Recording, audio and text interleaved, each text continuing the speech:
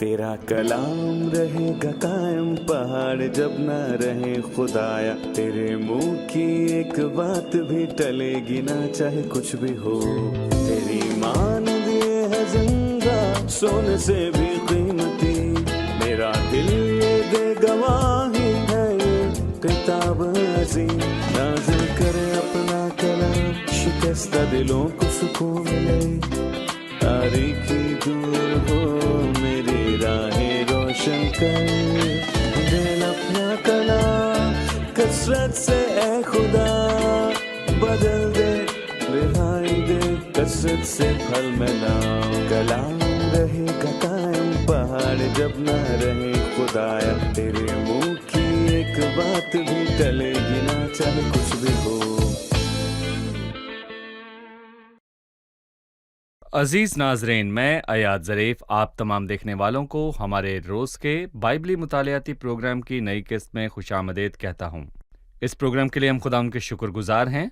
यानी इस प्रोग्राम के ज़रिए हम बाइबल मुक़द्दस की तमाम किताबों यानी पैदाइश ता मुकाशफा तफसीली मुताला पेश कर रहे हैं। नए अहदनामे के मुताले में हम गलतियों के ख़त पर पहुँच चुके हैं। आज की किस्त में खुदा ने चाहा तो हम 5वें बाब का मुताला करेंगे। इस खत के तीसरे हिस्से की शुरुआत हो जाएगी। मैं आपको बताता चलूं कि यह खत 3 हिस्सों में तकसीम किया गया है। पहला हिस्सा पहला और दूसरा बाब जिसमें पौलुस रसूल अपने रसूल होने का दिफा करता है। फिर दूसरा हिस्सा तीसरा और चौथा बाब है जिसमें पौलुस रसूल अपने पैगाम का दिफा करता है। फिर तीसरा हिस्सा जो कि अमली हिस्सा है जो कि 5वें और 6ठे बाब पर मुश्तमिल है। जैसा कि आप जानते हैं कि गुज़िश्ता किस्त में हम दूसरे हिस्से के इख्तिताम तक पहुंचे और ये बात हुई कि लौंडी का बेटा आज़ाद के बेटे के साथ मिरास में हिस्सा नहीं ले सकता। वो ये कहना चाहता है कि अमाल का असूल ईमान के असूल से इत्तफाक नहीं करता, वो साथ साथ नहीं चल सकते।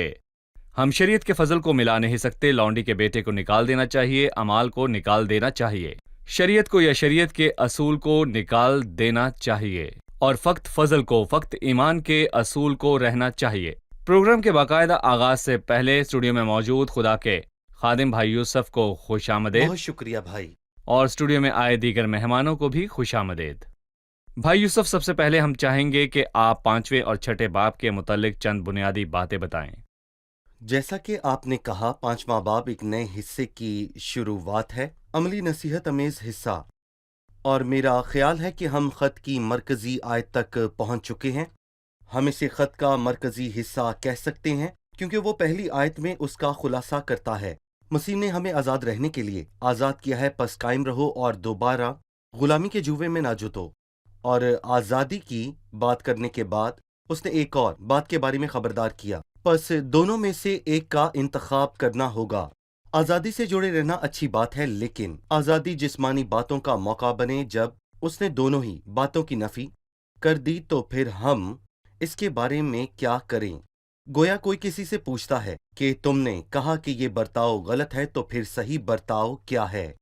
तुम कहते हो कि झूठे उस्ताद गलत तालीम देते हैं, तो फिर तुम्हारा क्या कहना है? वो 16वीं आयत में कहता है, मगर मैं ये कहता हूँ कि रूह के मुआफिक चलो तो जिस्म की ख्वाहिश को हरगिज पूरा ना करोगे। और वो बात जारी रखते हुए मसीह के बर्ताव के बारे में कि बर्ताव रूहुल कुद्स के मुताबिक क्या है। मुताले की शुरुआत करने के लिए मैं 5वें बाब की चंद आयात को पढ़ना चाहूंगा।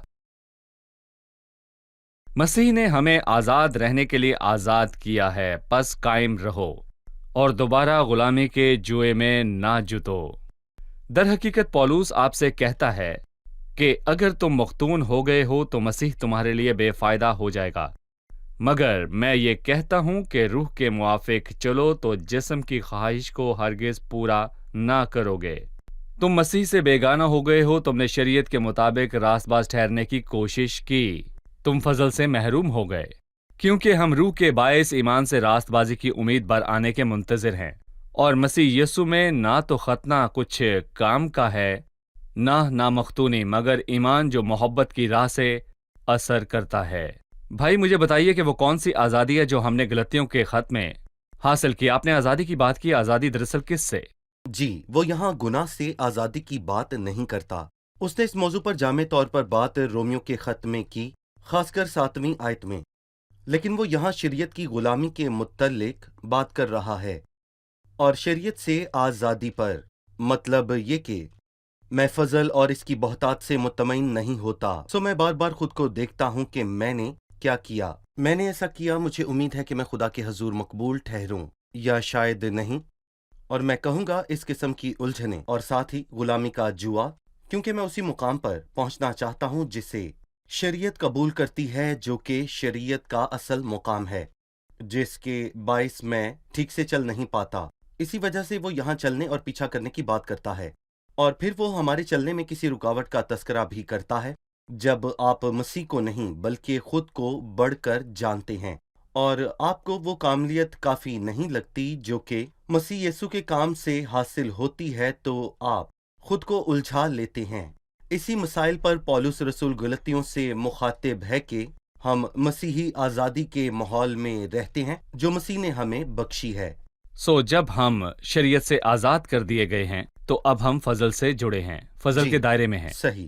پرفضل زندگی کے متعلق کچھ بتائیے۔ جی بھائی یوسف۔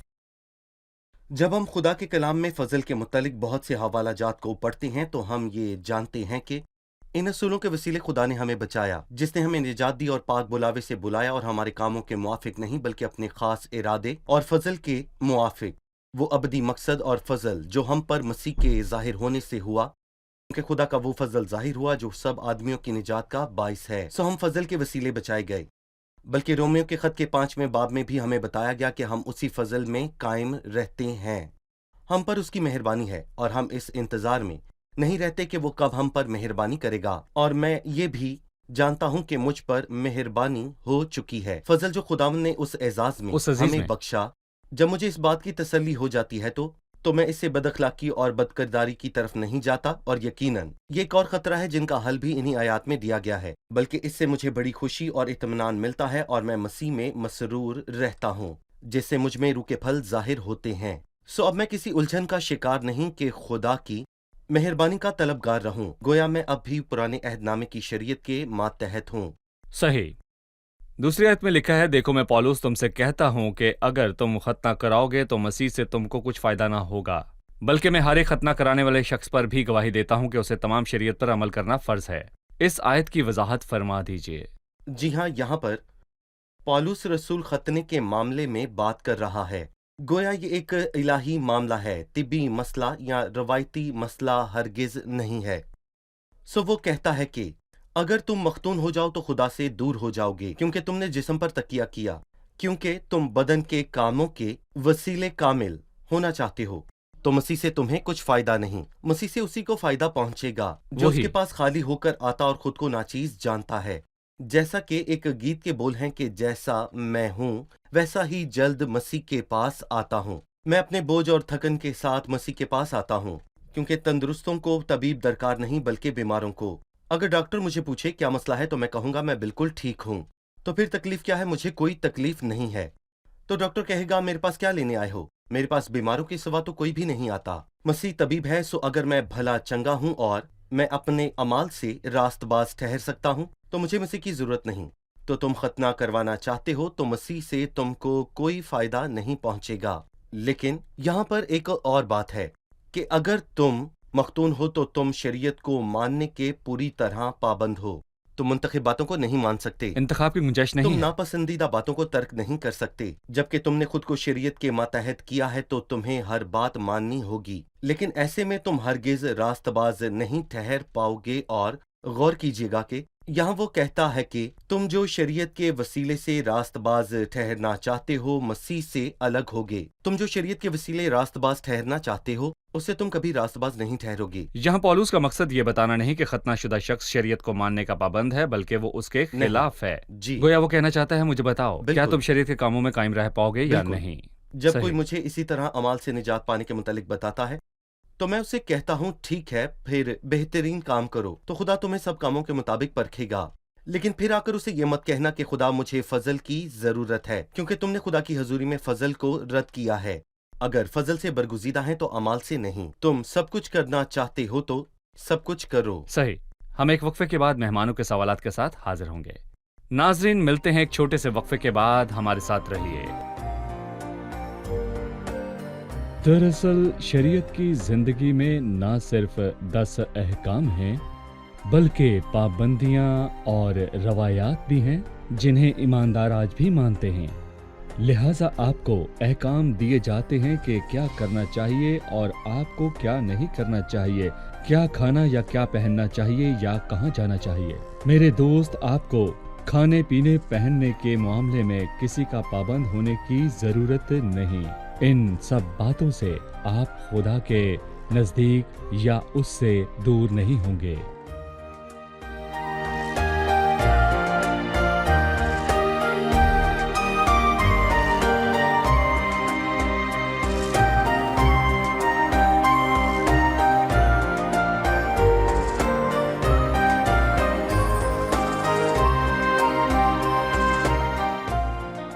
खुशामदीद। आइए चलते हैं मेहमानों की जानिब और जानते हैं उनका सवाल। चौथी आयत में हम पढ़ते हैं, तुम जो शरीयत के वसीला से रास्तबाज ठहरना चाहते हो, मसीह से अलग हो गए, फजल से महरूम। इस आयत का मतलब क्या है? भाई यूसुफ, मैं चाहूंगा कि बहन ने जो चौथी आयत पढ़ी है आप उसकी वजाहत कीजिए।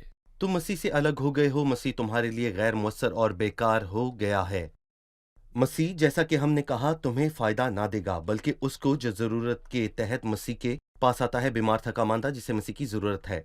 लेकिन मैं अच्छा हूँ, मुझे खुद से उम्मीद है, तो मैं मखतून बनूंगा, क्योंकि तुम मसीह से अलग हो गए हो, सो मसीह बेकार हो गया और तुम फजल से महरूम हुए। इसका मतलब वो नहीं जैसा कि कुछ लोग समझते हैं। यहाँ ये तालीम नहीं है, बल्कि एक हकीकी ईमानदार अबदी हलाकत में जा सकता है, बल्कि इसके बरक्स वो गुनाह के तलबगार ना थे कि वो अबदी तौर पर हलाक होंगे। ना ही पौलुस की नसीहत का मतलब ये था कि मकबूल ठहरने के लिए मसीह के पास वापस लौट आओ, बल्कि ये था आज़ादी में कायम रहो। सो यहाँ तुम फजल से महरूम हुए। तुम जो शरीयत के वसीले नाकाम होना चाहते हो, तुम फजल से महरूम हुए, फजल की खुशी और इत्मीनान और मुसरत से जो ईमानदारों को दिए जाते हैं। खुदा हमें फजल अता करता है, वो हमें आराम, सुकून, तसल्ली, इत्मीनान और खुशी बख्शता है। जब हम शरीयत की तरफ लौटकर जाते हैं तो उलझन में पड़ते हैं। हम फजल से महरूम हो जाते हैं, ना कि अबदी तौर पर हलाक हो जाते हैं, बल्कि जमीन पर आसमान की जिंदगी से महरूम हो जाते हैं, मसरूर नहीं रहते। तुम फजल की लज्जत और उसमें कायम रहने से महरूम हो गए हो। सही। सही। अगली आयत है 5वीं आयत, क्योंकि हम रूह के बायस ईमान से रास्तबाजी की उम्मीद बराने के मुंतज़िर हैं। रास्तबाजी की उम्मीद से क्या मुराद है? यहूदी रास्तबाजी की उम्मीद और इंतजार का तलबगार है। वो उसका तलबगार है, मतलब कि शायद हम कामयाब हो सकते हैं, और यकीनन शरीयत के मतहत कोई रास्तबाजी नहीं। हम रास्तबाजी के इंतजार में नहीं, बल्कि हम रास्तबाजी पा गए हैं। हमने पहले ही कदम पर रास्तबाजी को पा लिया जो हमें इनाम में रास्तबाज मिली है, ठहराया। और जिनको इनसे पहले मुकर्रर किया उनको बुलाया भी। तो फिर रास्तबाजी की उम्मीद क्या है? ये हलाल है, और राह के इख्तिताम पर जलाल है। और राह की शुरुआत में हमने रास्तबाजी को पाया, और मसीही राह के इख्तिताम पर हम जलाल को पाते हैं। इसी की उम्मीद में अब हम हैं। हम रास्तबाजी की उम्मीद के बर आने के मुंतज़िर हैं, और मेरा ख्याल है कि ये रोमियो के 5वें बाब की पहली आयत में वाज़ेह है। वो इससे आगाज करता है कि हम ईमान के वसीले रास्तबाज ठहराए गए हैं और खुदा के जलाल की उम्मीद में मसरूर हैं। सही, रास्तबाजी की उम्मीद। और मसीह यस्सु में ना तो खतना कुछ काम का है, ना मख्तूनी, मगर ईमान जो मोहब्बत की राह से असर करता है। यहाँ जोर उस ईमान पर दिया गया है जो मोहब्बत की राह से असर करता है। किसी ने इसका खुलासा करते हुए कहा कि मसीहत वो ईमान है जो मोहब्बत की राह में असर करता है, खुदा पर ईमान और लोगों से मोहब्बत। और अगर किसी शख्स में हकीकी ईमान पाया जाता है, वो ईमान जो कि हकीकत में कार आमद है और जो मोहब्बत की राह से असर करता है। और यहाँ पर मैं कहूँगा कि मसीहत की यही बुनियाद है। और दरअसल ये खतना बिल्कुल नहीं है, ये कोई काम करना या काम करने के मुतल्लिक नहीं है। मसीहत खुदा के साथ एक ज़ाती ताल्लुक है, वो ईमान जिसके नतीजे में लोगों के साथ अच्छा ताल्लुक कायम होता है, जो ईमान की राह से असर करता है।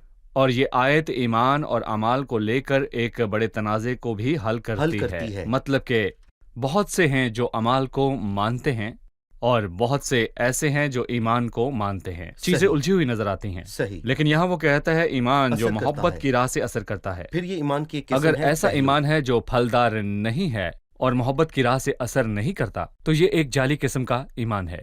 लेकिन हकीकी ईमान मोहब्बत की राह से असर करता है। किसी ने एक मर्तबा ये कहा था कि अच्छा किसान फल या दरख्त नहीं खरीदता, بلکہ وہ پھلدار درخت خریدتا ہے، اور اس میں بڑا فرق ہے۔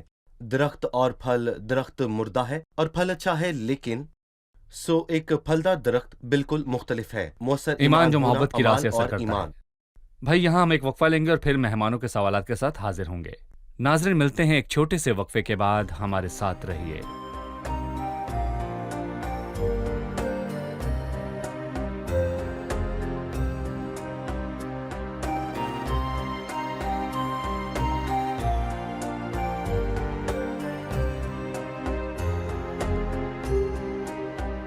خوش آمدید، آئیے چلتے ہیں مہمانوں کی جانب اور جانتے ہیں ان کا سوال۔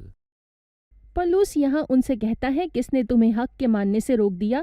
یہ ترغیب تمہارے بلانے والے کی طرف سے نہیں ہے؟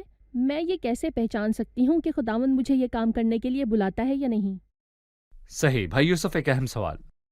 میں یہاں اس ترغیب میں تمیز کیسے کروں؟ یہاں وہ کہتا ہے کہ تم حق کی فرمانبرداری نہیں کر رہے، پھر وہ کہتا ہے یہ ترغیب الگ ہے جو کہ تمہارے بلانے والے کی طرف سے نہیں۔ آپ اس کی وضاحت فرما دیجئے۔ دیکھیں بھائی، سارے خط کا لہجہ یہ بتاتا ہے کہ ہم کسی بھی اعتبار سے شریعت کے ماتحت نہیں ہیں۔ تیسرے باب میں اس نے 5 سوالات کیے ہیں۔ جب تم نے روح القدس کو پایا، جب میں نے تمہارے درمیان معجزات کیے، جب مسیح تمہارے درمیان صلیب پر دکھایا گیا، تو کیا کہیں اشارہ ملا کہ ہمیں روح القدس کو پانے کے لیے اعمال کی شدید ضرورت ہے اور خدا کی سب نعمتوں کو، یا ہم نے انہیں فضل کامل سے پایا؟ مقدس اگستن کہتا ہے تدبیروں میں امتیاز کرو اور تمہیں درست تفصیل تفصیل۔ حاصل ہوں گی۔ عہد قدیم آزمائش کا عہد ہے جس میں لوگوں سے شریعت پر عمل کرنے کا تقاضا کیا گیا ہے، لیکن وہ نہ کر پائے۔ نتیجہ یہ ہوا کہ سب کام ناکام ہوئے، سو مسیح فضل کے وسیلے نجات دینے آیا۔ کیا میں پھر سے خود کو شریعت کے تابع کر دوں؟ تم اچھے دوڑے اور کوئی بات رکاوٹ نہ بنی۔ تمہارے ذہن میں خدا کو شریعت کے وسیلے مطمئن کرنے کی بات نہ آئی، کیونکہ تم جانتے ہو کہ خدا تم سے مطمئن ہے، وہ تم سے اس اعزاز میں مطمئن ہوا ہے۔ تو پھر کون تمہاری اس دوڑ میں رکاوٹ بن گیا کہ تم حق کو نہیں مانتے؟ یہ ترغیب تمہارے بلانے والے کی طرف سے نہیں ہے، بلکہ ان جھوٹے استادوں کی طرف سے ہے جو تمہارے درمیان آ گئے کہ مسیح کی انجیل کو بگاڑ کر اسے کچھ اور بتائیں۔ سو وہ حق کی فرمانبرداری نہیں کرتے، بلکہ حق کے خلاف ان کے پاس پیروی کے لیے کچھ اور ہے، بالکل، جبکہ وہ شریعت کو فضل کے ساتھ ملاتے ہاں، ہیں۔ وہ جھوٹے استادوں کی فرمانبرداری کرتے ہیں، وہ جو کہ ملاوٹ کرنا چاہتے ہیں، جو کبھی بھی مل نہیں سکتی۔ جیسا کہ ہم نے چوتھے باب میں سیکھا کہ لونڈی کا بیٹا آزاد کے بیٹے کے ساتھ نہیں رہ سکتا۔ 9ویں آیت، تھوڑا سا خمیر سارے گندھے ہوئے آٹے کو خمیر کر دیتا ہے، اس سے کیا مراد ہے؟ دراصل یہ تعلیم خمیر کی تعلیم ہے، اور میں کہوں گا کہ خمیر کا تذکرہ جہاں کہیں بائبل میں ہوا تو اس کا سیدھا مطلب گناہ اور بدی سے ہے، خروج 18 سے متی 13 تک۔ اور میں یہ بھی کہنا چاہوں گا کہ ساری بائبل میں خمیر کی مثال بدی کے لیے ہی دی گئی ہے۔ بدی کیا ہے؟ شریعت کو فضل میں گڈمڈ کرنا۔ پولس کہتا ہے تھوڑا سا خمیر تھوڑا نہیں رہتا، وہ سارے گندھے ہوئے آٹے کو خمیر کر دیتا ہے۔ اور میرا خیال ہے کہ پچھلی قسط میں ایک سوال تھا کس کا، جن کا کہنا یہ تھا کہ ہم مسیحت میں یہی دیکھتے ہیں، اور جواب ہے جی ہاں، ہم دیکھتے ہیں کہ تھوڑا سا خمیر سارے گندے ہوئے سارے آٹے کو خمیر کر دیتا ہے۔ کتنا نقصان ہے کہ سارا گندھا ہوا خمیر ہو آٹا۔ چکا ہے۔ لیکن اگر ہم مسیحی سچائی کو جانتے ہیں تو ہمیں بائبل کی طرف لوٹنا ہوگا اور مطالعہ کرنا ہوگا، اور پھر ہم جانیں گے سچائی کیا ہے۔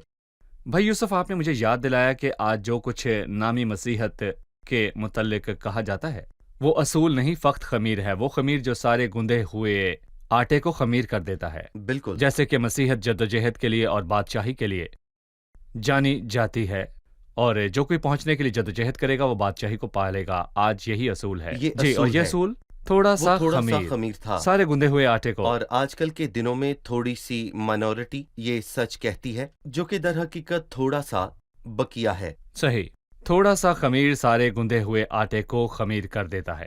مجھے تم کو لے کر خداوند پر اعتماد ہے کہ تم دوسری سوچ کو نہیں آنے دو گے، لیکن وہ جو تمہیں گھبرا دیتے ہیں سزا پائیں گے، خواہ کوئی بھی ہوں۔ اور بھائیو، اگر میں اب تک ختنے کی منادی کرتا تو اب تک ستایا کیوں جاتا؟ میں ان 2 باتوں کے متعلق جاننا چاہوں گا۔ لیکن جو تمہیں گھبرا دیتا ہے وہ خواہ کوئی بھی ہو سزا پائے گا۔ پھر وہ اپنا حوالہ دیتا ہے کہ मैं अगर अब तक खतना की मुनादी करता हूं तो अब तक सताया क्यों जाता हूं? यानी कि लफ्ज जो तुम्हें घबरा देता और जो तुम्हें रोकता है, एक ही बात है। वो जो तुम्हें घबरा देते हैं, कौन तुम्हें रोकते हैं? वो जो तुम्हें घबरा देते हैं वो झूठे उस्ताद हैं, और उन्होंने उनकी राह में रुकावट डालने की कोशिश की जो मसीह के पीछे दौड़ रहे थे। सो शरीयत के कामों को लेकर चलो और शरीयत के अमाल करो, वरना खुदा तुमसे मुत्तमिन नहीं होगा। वो उलझन में थे। वो जो तुम्हें घबरा देते हैं सजा पाएंगे कि उन्होंने मसीह के गल्ले को धोखा दिया बजाय उसकी तालीम देने के, और वो इंसान जो ऐसा करेगा सजा पाएगा। खुदा के लोगों को धोखा देना बजाय उन्हें सच की तालीम देने की खतरनाक बात है, खास करके तब जब मैं उस्ताद से दूर हूँ। याकूब रसूल ने कहा, ऐ मेरे भाइयों, तुम में से बहुत से उस्ताद ना बने, क्योंकि जानते हो कि हम जो उस्ताद हैं ज्यादा सजा पाएंगे, और जो कोई भी गलत तालीम देगा वो सजा पाएगा, चाहे वो जो भी हो। और ऐ भाइयों, मैं अगर अब तक खतने की मुनादी करता हूं जैसा कि झूठे उस्तादों का ये दावा है। उन्होंने कहा कि जब पौलुस यहाँ आता है तो कुछ कहता है, लेकिन जब वो याकूब के पास जाते हैं तो वो कुछ और कहता है। लेकिन उसने कहा, नहीं, अगर मैं अब तक खतने की मुनादी करता हूं तो सताया क्यों नहीं जाता? इस सूरत में सलीब की ठोकर जाती रही, लेकिन नहीं, मैं खतने की मुनादी तुम्हारे न यहूदियों के आगे करता हूं। मैं फक्त एक चीज की मुनादी करता हूं, हमारे खुदावंद यीशु मसीह की सलीब की। उसने कहा, काश तुम्हारे बेकरार करने वाले अपना ताल्लुक कता कर लेते। इससे क्या मुराद है? देखिए भाई, मैं कहूंगा कि वो जो खतने की तालीम देते हैं, खतना जिसके मुतालिक उसने फिलिपियों 3 में कहा, कटवाने वाले से खबरदार रहो, जिस्म के हिस्सों को कटवाना। उसने कहा, वो जो तुम्हें कटवाने की तालीम देते हैं और उस पर इसरार करते हैं, काश वो खुद तुमसे कता ताल्लुक कर लेते और तुमसे हरगिज रफाकत ना रखते, और उनको भी आराम मिलता और हमें भी, क्योंकि उनकी मौजूदगी बर्बादी का सबब बेरा हो रवि। सकती है। बेरा जी रवि। हाँ। वो तुम्हें घबरा देते हैं, भटकाते हैं और रुकावट बनते हैं। उनके सब काम तबाही के हैं, ना कि तामीर के। देखें भाई, जब कोई बाइबल की मुख्तलिफ तालीम देगा तो नतीजा बेरा रवि, इंतशार और रुकावट होगा। खुदावंद आपको बरकत दे भाई। अब वक्त हुआ है कि हम किस्त की दोहराई करें। जी, आज के प्रोग्राम में आपने क्या सीखा? ये आयत ने कि ईमान जो मोहब्बत की राह से असर करता है मुझे तहरीक दी है। हमें खुदा से ताल्लुक में ईमान की ज़रूरत है, फिर हम लोगों से मोहब्बत रखेंगे। सही। जी। मुझे वो आयत याद आई कि सच्चाई से वाकिफ़ हो तो सच्चाई तुमको आज़ाद करेगी। बहुत बार हम किसी भी बात का असर ले सकते हैं, हम उलझन का शिकार होते हैं और इससे हम परेशान हो जाते हैं, लेकिन अगर हम सच्चाई से वाकिफ़ होने की परवाह करें तो इससे हम आज़ाद होंगे। सच्चाई से वाकिफ होकर उसमें मजबूती से कायम रहना हमें भटकने से बचाता है। जी आप। मुझे इस आयत से तसल्ली मिली जो कहती है कि आज़ादी में कायम रहो। ये आज़ादी जो मसीह में है, लेकिन हम इस आज़ादी के बायस जिस्म को मौका ना दें। जी सही। शुक्रिया। खुदावंद आप सबको बरकत दे। शुक्रिया भाई यूसुफ। खुदावंद आपको भी बरकत दे। अगले प्रोग्राम में आपसे फिर मुलाकात होगी। आमीन। अजीज नाजरीन, बाइबल हम पर वाजे करती है कि थोड़ा सा खमीर सारे गुंदे हुए आटे को खमीर कर देता है, खासकर तालीम के मामले में। किसी ऐसी तालीम को कबूल ना करें जिसकी बुनियाद बाइबल पर नहीं है। शायद आप कहें कि ये बहुत बड़ा अजीम उस्ताद है या बहुत बड़ा मजहबी रहनुमा है, ये ऐसा है या वैसा है। पौलुस रसूल ने बजाते खुद कहा, अगर हम भी यानी पौलुस या आसमान का कोई फरिश्ता ही क्यों ना आ जाए और तुमसे कोई ऐसी बात कहे जो बाइबल से मुताबिकत नहीं रखती, तो वो मालूम ठहरे, उसे रद्द किया जाए और वो मालूम ठहरे। बाइबल की तरफ लौट आओ, क्योंकि थोड़ा सा खमीर सारे गुंदे हुए आटे को खराब कर देता है। क्योंकि तुम निजात बिल अमाल के कानून को मानते हो, तुम्हें ये छोटी सी बात लगती है, लेकिन थोड़ा सा खमीर सारे आटे को खमीर कर देता है। ये तुम्हें फजल से दूर कर देगा और मसीह के काम की तहकीर होगी जो उसने सलीब पर किया। ये खुदा के मकसद के खिलाफ है जिसके तहत उसने अपने बेटे को भेजा। जरा सोचो कि यह सब हुआ जब तुमने निजात बिल ईमान के असूल को ही आसमान पर जाने का वाहिद जरिया माना। थोड़ा सा खमीर गुंदे हुए आटे को खमीर कर देता है। अगर आप उस्ताद या पादरी हैं या आप रहनुमा हैं और आप लोगों को बाइबल की बुनियादी बातों से हटकर तालीम देते हैं, तो बाइबल कहती है जो ऐसा करेगा वो सजा पाएगा। सजा है क्योंकि आप लोगों को सच्चाई से दूर कर रहे हैं, आप लोगों को मसीह के कफारे उसके सलीबी काम की कामलियत से अलग कर रहे हैं। लिहाजा अगर आप एक आम शख्स हैं या फिर कोई उस्ताद हैं, तो बाइबल की तरफ लौट आएं, खुद को बाइबल की बुनियाद पर तामीर करें और उसी को मानें। आदमियों की तालीम को बाइबल के मुताबिक परखें और लोगों को बाइबल से तालीम दें, तो आप मसीह के जलाल के फलदार नताइज के ज़ामिन होंगे। अगली किस्त में फिर मिलेंगे। खुदावंद आप सबको बरकत दे।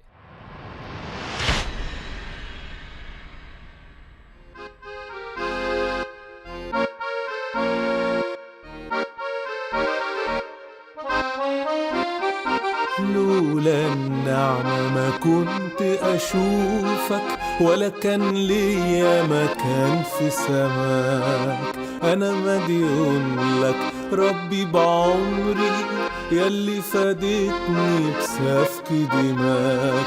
لولا النعمة ما كنت أشوفك ولا كان ليا مكان في سماك. أنا مديون لك ربي بعمري يلي فادتني بسفك دماك.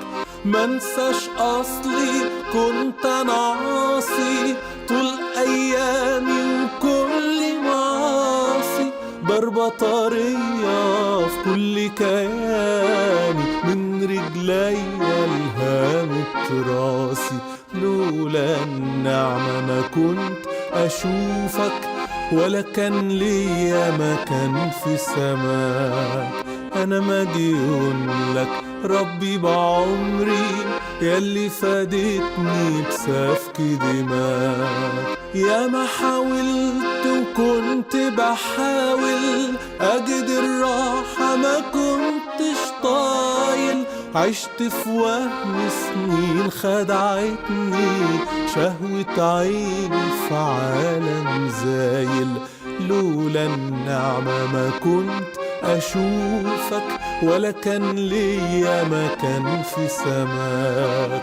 أنا مديون لك ربي بعمري يلي فادتني بسفك دماك. نعمة غنية اتجهت ليا فكت نفسي من العبودية. لما ناداني يسوع ودعاني حالا قلبي تغير فيا. لولا النعمة ما كنت أشوفك ولا كان ليا مكان في سماك. أنا مديون لك ربي بعمري يلي فادتني بسفك دماك. نعمة تكفي طول الرحلة من بدايتها لحد لقاك. ماشية معايا كل عناية حد ما تيجي تاخدني سماك. لولا النعمة ما كنت أشوفك ولا كان ليا مكان في سماك. أنا مديون لك ربي بعمري يلي فادتني بسفك دماك.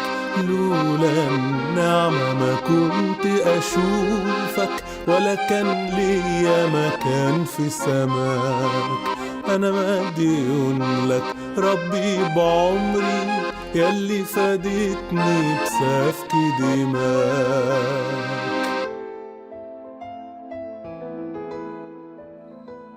तेरा कलाम रहेगा कायम पहाड़ जब न रहे खुदाया. तेरे मुंह की एक बात भी टलेगी ना चाहे कुछ भी हो.